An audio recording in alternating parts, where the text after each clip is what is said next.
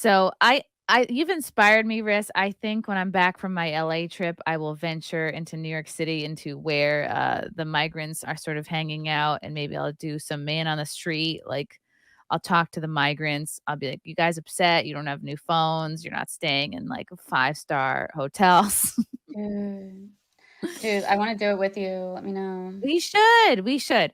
Um, I can New York speak a City little migrants. Spanish, so it helps. Oh, wepa. I'll be good. Good. Can you? I took Spanish through my freshman year of college.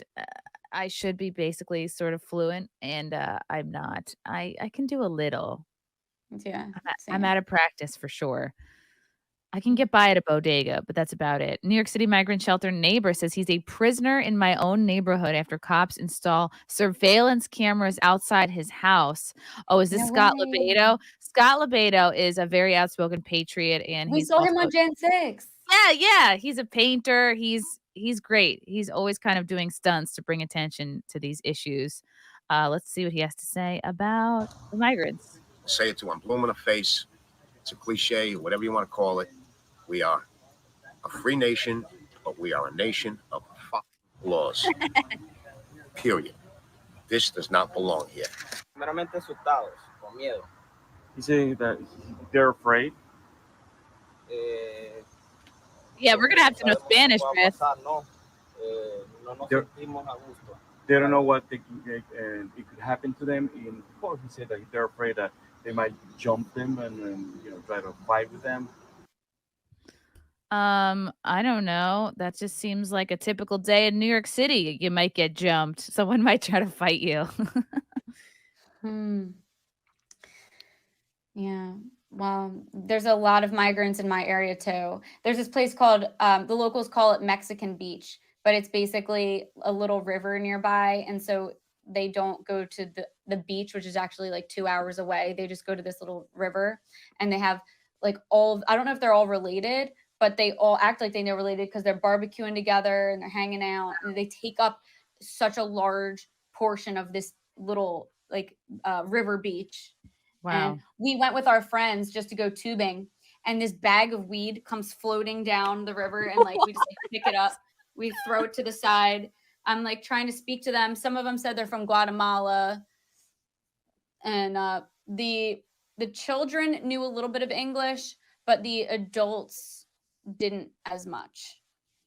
Wow. Remember when that used to be like a requirement and you like were like, damn, I really want to be able to fit in? Like if I were gonna try to live in another country, I'd be freaking the fuck out. I'd be listening to like learn Spanish in your car. I would be just like really trying hard to fit in. I would maybe dye my hair black. I don't know. Dude, yeah. I would definitely want to learn the language for one, like especially because so I was like, asking around to try to figure out how the situation was going along, how people are adapting.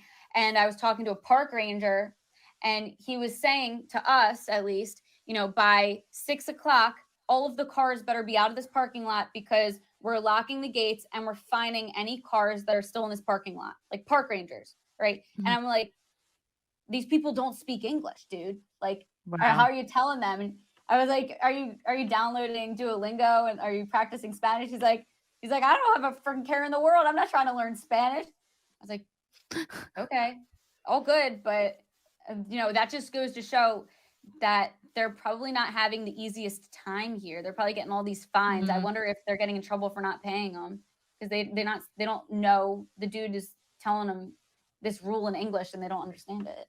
Yeah, probably they're led here. Oh, it's so easy to get in. Just pay this. What do they call it? A coyote, like a couple grand.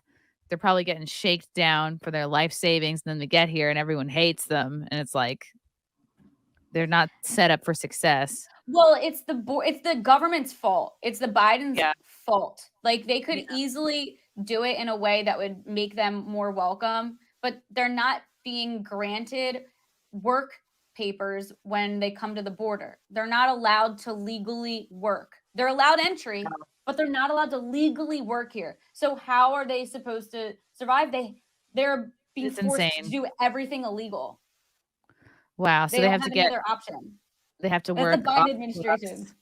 They have to work off the books, and how long does it take to get working papers? I A don't couple know. years? I don't know. But that's why they're doing drugs, they're doing illegal things, because to them it's all the same. Right. Working at Dunkin' Donuts or selling drugs, it's all the same to them. It's all illegal.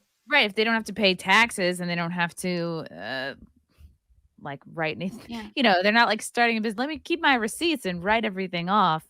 They're just trying to like make rent basically. This And is the insanity of a paper. country ran by someone that has dementia.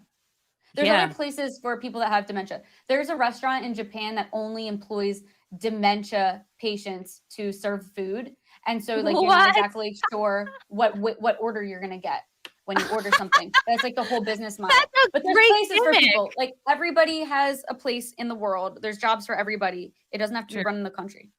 True. And it's probably particularly frustrating for these people that want to come in legally, that want to work. I'm sure some of them want to assimilate and earn their keep. Right. And they make it so hard. And it is really like, I feel emotional when I see pictures and videos of the border walls like completely, they're welded open or they're like completely open. It's like that. Yeah. That's hard to look at. So it's easy to be angry. Yeah, same thing. I'm in a fishbowl. I don't recognize my country anymore. I feel like one of the few who's actually standing up so hard for what I worked for. I'm a prisoner in my own neighborhood. Dang. Let's see. So Monday there were 400 protesters outside of to oppose Mayor Eric Adams' decision to open the latest migrant shelter there without warning. Yeah, I think they've got 216 migrant shelters throughout the city.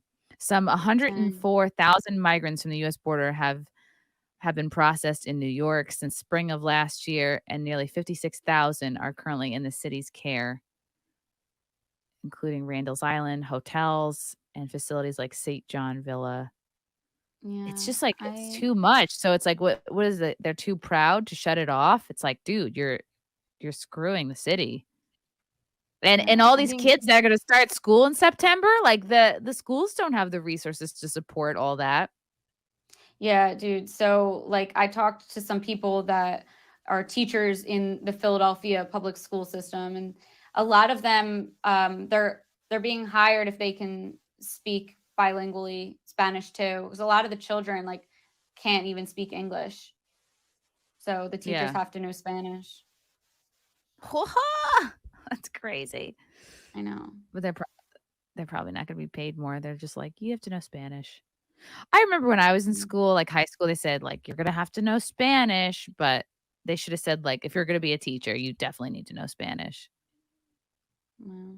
Wow. Yeah. And they're trying to put the migrants like in school, basically in school gymnasiums while school is in session. I remember they were pulling that shit last year. And this all happens during the middle of the night. That's what I'm going to try to get some footage of like some middle of the night migrant activity. I'll wear a hat and everything. Yeah.